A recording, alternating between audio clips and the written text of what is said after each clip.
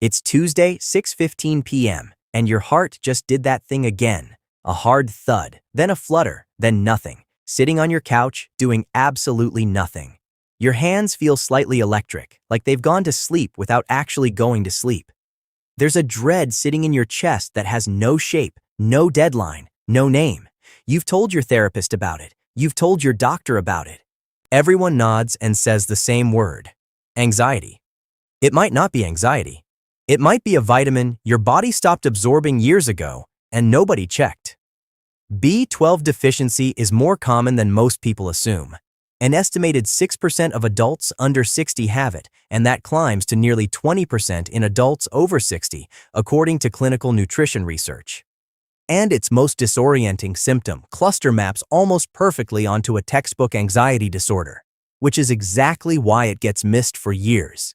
Here are the 8 signs worth knowing, and the one test that actually tells the two apart. Sign 1. Heart palpitations at rest. A racing or irregular heartbeat that shows up sitting still, not during exercise, not during a panic spike. This is the symptom most likely to send someone to a cardiologist, and most likely to come back with a normal cardiac workup. B12 deficiency causes elevated homocysteine, an amino acid that builds up in the blood because B12 is required to convert it into methionine.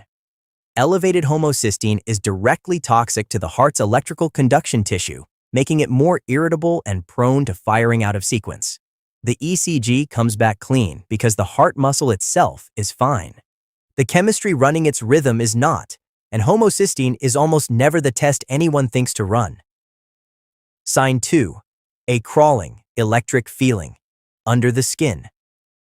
Not quite tingling, not quite numbness. A low-grade electrical sensation that seems to come from nowhere and settle nowhere in particular. It's easy to file this under nerves in the anxious sense of the word. It's actually nerves in the literal sense. B12 is essential for producing myelin, the sheath that insulates nerve fibers and lets electrical signals travel cleanly from the brain to the rest of the body. Without enough myelin, those signals misfire and leak, producing sensations with no external cause because the nerve itself is generating false signals from degraded wiring. Sign 3. Pins and needles in the hands and feet.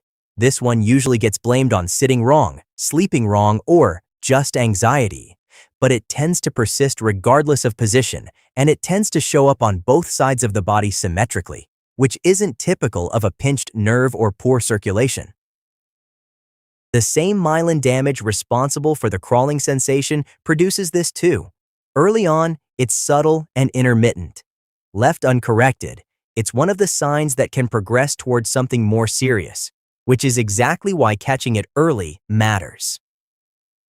Sign 4. Shortness of breath without exertion.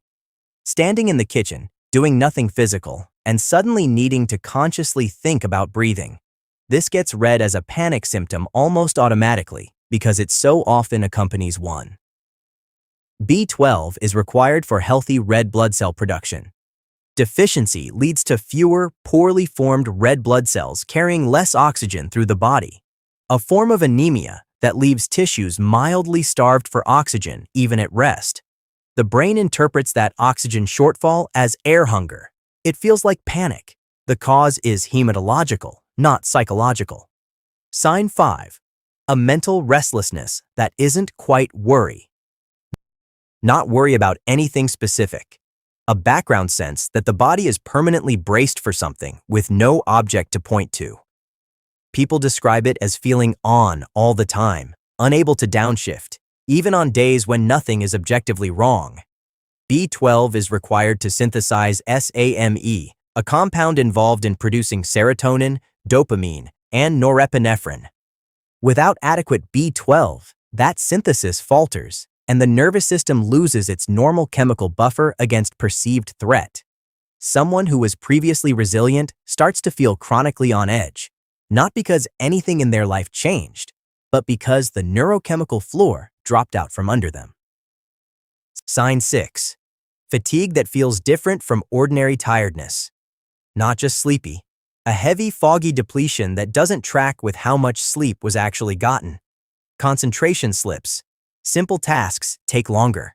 It gets labeled burnout, gets labeled stress, gets labeled anxiety, wearing everyone down.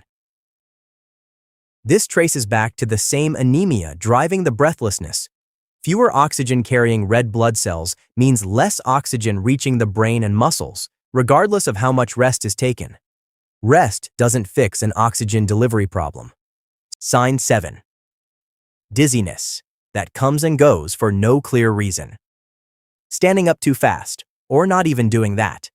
Just a wave of unsteadiness that passes in a few seconds and leaves you questioning whether it happened at all. Easy to write off as low blood sugar, dehydration, or nerves.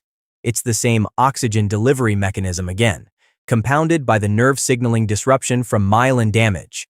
Two separate pathways converging on one symptom, which is part of why B12 deficiency produces such a wide, confusing spread of complaints that rarely gets traced back to one cause. Sign 8. Standard labs come back normal.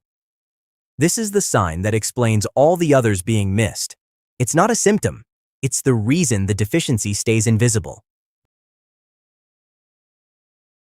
B12 circulates in two forms, active and inactive. The inactive form is bound to a protein and can't be used by cells. The active form, holotranscobalamin, is what actually gets delivered into tissue. A standard serum B12 test measures total B12, both forms combined, and can come back within normal range, while the active fraction is critically low. The more sensitive markers are holotranscobalamin itself and methylmalonic acid, a compound that builds up specifically when cells aren't getting enough functional B12. Elevated methylmalonic acid alongside a normal serum, B12 confirms a real deficiency the standard test missed entirely. Absorption is worth knowing too, because it explains why diet alone doesn't always protect you. B12 requires intrinsic factor, a protein made in the stomach lining, to be absorbed in the small intestine. Intrinsic factor production declines with age.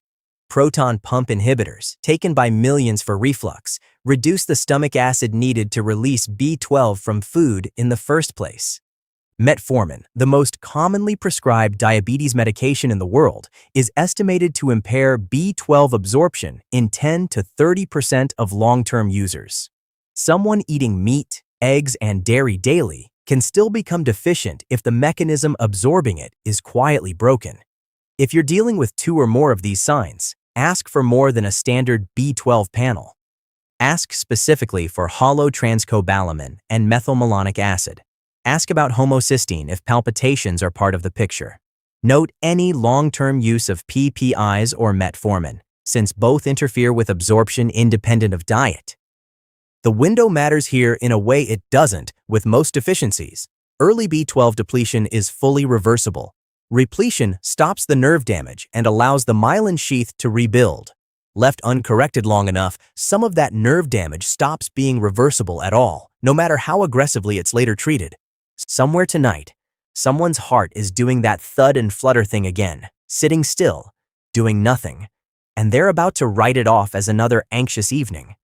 It might be anxiety, but the test that would actually know the difference isn't the one anyone usually runs, and it's sitting one blood draw away from an answer that's been missing for years.